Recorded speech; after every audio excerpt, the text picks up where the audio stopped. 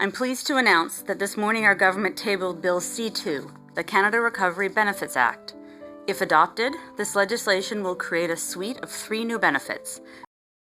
Hey, it's Thomas here. As you probably heard, the $2,000 Canada Emergency Response Benefits, or CERB for short, will come to an end on September 26.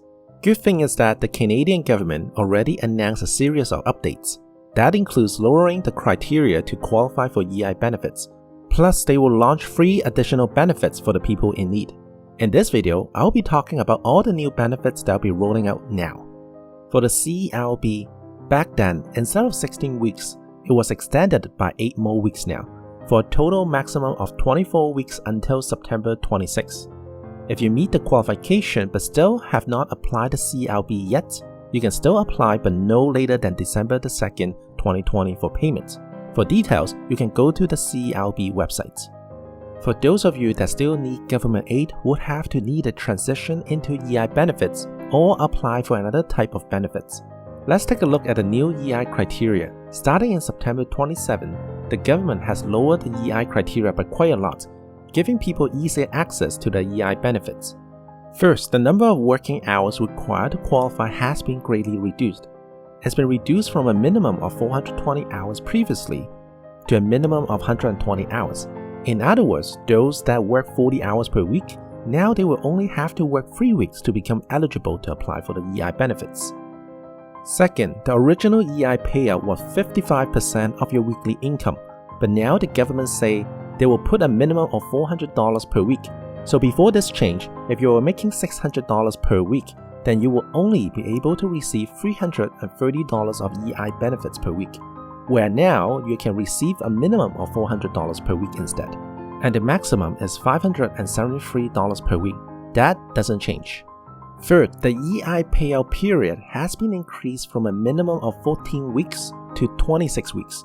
This essentially guarantees any individual that meets the minimum requirement will receive $10,400 over the course of 26 weeks. Keep in mind that you can only collect neither the CERB or the EI, but not both.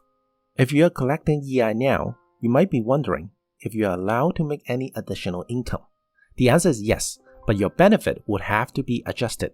For every dollar that you make, the benefit that you receive will be reduced by 50 cents. For instance, if you're getting $400 of EI per week, and now you have a new income that brings in $100 per week, your EI will decrease by $50 and you can only receive $350 of EI per week instead. Now that we're done talking about EI, let's go over the new benefits that will come up with for the people that are not covered by the EI. There are 3 such new benefits: the Canada Recovery Benefits, the Canada Recovery Sickness Benefits, and the Canada Recovery Caregiving Benefits. Yep, have fun remembering them. Let's start off with the Canada Recovery Benefits. The Canada Recovery Benefits, or CERB for short, will be effective from September 27 for 1 year. It will provide a benefit amount of $400 per week for up to 26 weeks to individuals that are not eligible for EI, such as most of the self-employed or independent contractor. Similar to CERB, you must fulfill the following criteria. You must be at least 15 years old and have a valid SIN number. You have stopped working due to the COVID-19 pandemic, or you are working but your income is reduced for reasons related to COVID. You have employment or self-employment income for at least $5,000 in 2019 or 2020, and you have not quit your job voluntarily and not eligible for EI. Wait a minute, that's pretty much the CERB. One big difference is that this CERB is income sensitive.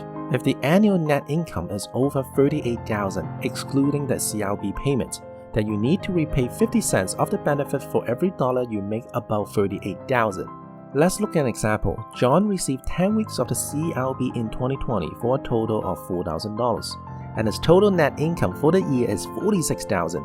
Next year, he would need to repay all the CERB benefits because his annual net income exceeds the threshold of $38,000 by $8,000. The idea is that the government wants to encourage you to go back to the workforce instead of sitting at home. For the Canada Recovery Sickness Benefit, or CRSB for short, normally if you're an employee, usually you have 2 weeks of sick pay. But if you don't have one, this benefit is for you in case you're unable to work due to COVID-19. people that can qualify for these benefits can receive $500 per week for up to 2 weeks. Similar to the previous benefits, you need to be Canadian resident, valid SIN number, make at least $5,000 in 2019 or 2020. Details you can check the link that I attached in the description box. The final new benefits for Canadian is called the Canada Recovery Caregiving Benefits, or CRCB for short. This benefit aims to target Canadians that are unable to work because they had to provide care to their dependents who have to stay home. People that are eligible for the CRCB can receive $500 per week per household for up to 26 weeks. To qualify for the CRCB, besides the standard qualification, you have to declare that you are unable to work at least 60% of your scheduled work within a given week because you had to take care of a child who is under 12 years old, or a family member with a disability, or a dependent due to the fact that their school, daycare, or care facility is closed for the reasons related to COVID-19. And again, only one person in each household can apply for these benefits. Okay, so how do you apply for these benefits? If you are receiving your CELB from EI, then there's nothing you need to do. Your application will automatically be switched back to EI after September 26 if you are EI eligible. All you need to do is to continue to complete your EI reports every 2 weeks. On the other hand, if you apply for the CELB through CRA, whether it was through their websites or over the phone, then you need to go to the website of Service Canada and fill out their EI application form. Hey, I know there was a lot of information to cover.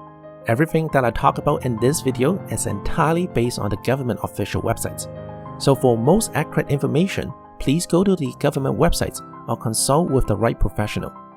I hope this video helps. Let me know if you have any questions and I will do my best to help. Stay home, stay safe, and I will see you guys next week. Bye guys!